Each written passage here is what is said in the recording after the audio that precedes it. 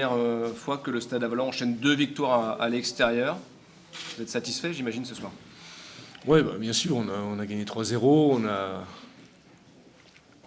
a fait un bon match, on a été efficace assez rapidement, sur de belles actions.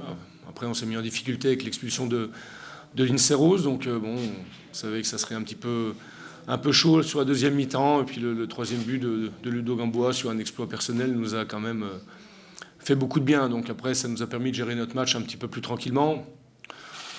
Et après, l'objectif, c'était de ne pas prendre de but pour pas douter, quoi. Voilà. Donc on est très content. Je me rappelle que j'ai pas la mémoire courte. Il y a 15 jours, on avait 11 points.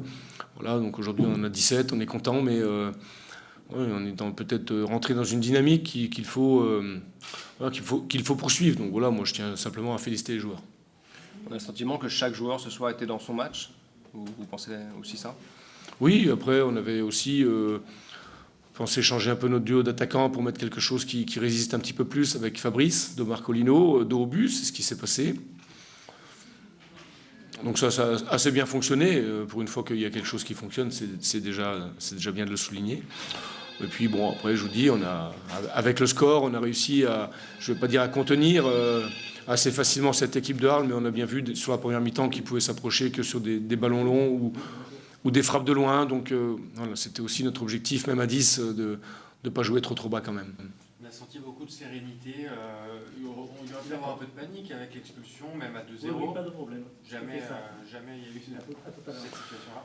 Parce que sur la fin de la mi-temps, peut-être les 20 minutes de la première mi-temps, on a joué à 10, on n'a pas été non plus trop bousculé. Donc c'est sûr que là, si on avait été bousculé, si Arles avait eu le bonheur de revenir au score, ça aurait été certainement un match différent. Et puis après, à 0-3 à domicile, vous savez, si vous n'arrivez pas à revenir assez rapidement au score, ça devient vite très compliqué. Et puis après, avec l'expulsion de Julien Cardi, ça nous a permis de faire tourner un petit peu plus sereinement, quoi. Que Arles était, doutait, quoi. Ça se sent un petit peu, ça se voit par les comportements. Et puis après, ils n'ont pas trouvé beaucoup de solutions non plus pour nous mettre en difficulté. Donc ça nous a renforcé, plus le score. Après, vous savez, dans un match, le score est quand même très important. Quand on arrive à gérer bien le score, voilà. Donc, je leur souhaite une bonne continuation, avec beaucoup de courage, parce que bon, ils sont dans une passe difficile et dans ces moments-là, il faut faire preuve de solidarité malgré la victoire. Pourquoi vous étiez fâché avec votre joueur, Ludovic Gamboa, qui ne répondait pas à vos attentes? Non, c'est une vieille histoire déjà contre Tours. Le premier but qu'on prend, à la 89e minute, alors qu'on menait 2-0, il a manqué, je dirais, de clairvoyance dans il y avait une chose très facile à faire qu'il n'a pas fait. Il s'est enfoncé dans un dribble individuel, perdu un ballon, et le ballon, on était là à rechercher au fond de notre filet. Donc après, on dirait qu'il y avait aussi de quoi récupérer les coups derrière, mais on ne l'a pas fait. Voilà, exactement. Très bien. Il était en jambes, il avait du punch, et il était décisif et efficace. Voilà. Félicitations. Merci beaucoup. Merci. Bonne continuation. Monsieur Mosca, au vu du résultat de ce soir et de la prestation de l'équipe, est-ce que vous n'avez pas un peu mésestimé l'ampleur de la tâche? L'avenir nous le dira, cher ami. Moi, je maintiens ma confiance aux joueurs, à ce groupe. J'ai également dit qu'on ne serait pas champion cette année. C'est la palissade de dire ça, mais je considère que l'état d'esprit des garçons qui m'ont fait voir depuis le début de la semaine, et même à travers quelques grosses séquences de ce match, m'autorise tous les espoirs. J'avais dit également, si vous vous souvenez, que ma première intervention était d'ordre psychologique. Elle n'a bien sûr pas fonctionné en termes de résultats, mais j'ai vu une équipe qui vivait davantage que celle que j'ai vue, que le fantôme d'équipe que j'ai vu à Nîmes. Alors vous me direz, on se satisfait de ce qu'on peut. Je suis bien sûr pas satisfait de cette sortie, mais la grosse erreur à ne pas commettre maintenant, c'est de tirer sur l'ambulance, c'est de tirer sur les joueurs qui sont investis d'une mission et à laquelle moi je crois également, de sortir l'équipe de l'ornière.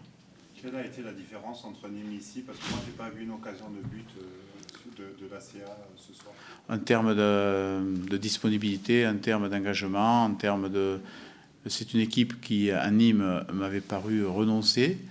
Alors, avec tous les défauts qu'elle a exprimés ce soir, elle n'a pas renoncé. Bon, vous me direz, on se contente de peu, mais bon, il faut s'accrocher aux branches, il faut s'accrocher à ce qu'on peut. Et en tout cas, la première condition pour espérer un redressement, c'est la disponibilité mentale et psychologique des joueurs. Et ça, je me fais fort de l'obtenir. C'est curieux parce que ce soir, je crois que personne n'a vu une équipe qui s'est révoltée, une équipe qui avait des qualités. On a touché le fond, on a vu peut-être la plus mauvaise prestation de ces... Ben, c'est sûrement en relation avec ma prise de fonction, c'est ce que vous voulez me faire dire. Mais de toute façon, c'est vrai que rebâtir sur des convenus comme ils ont connus depuis 5-6 matchs, c'est pas facile. Alors, que puis-je demander de plus qu'un peu de patience? Demain, on ne reste pas gratis, c'est pas ce que je dis. Moi, j'assumerai mes responsabilités vis-à-vis de tout le monde, y compris face à vous, chaque fois que je viendrai là.